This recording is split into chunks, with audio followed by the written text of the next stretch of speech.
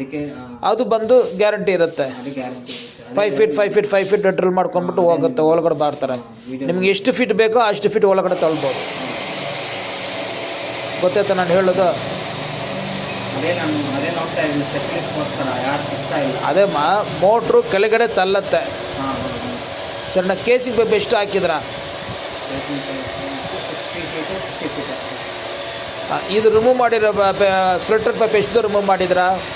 60 feet 60 feet remove ಮಾಡಿ ಎಲ್ಲಿ ತನಕ ಅದು ಇದೆ ಅಲ್ಲ, ಅದು ಮೋಟ್ರ್ ಎಲ್ಲಿ ಜಾಮ್ ಆಯಿತು ಅಲ್ಲಿ ತನಕ ಎಲ್ಲ ರಿಮೂವ್ ಮಾಡಿ 60 ಫೀಟ್ ರಿಮೂವ್ ಮಾಡಿದರೆ.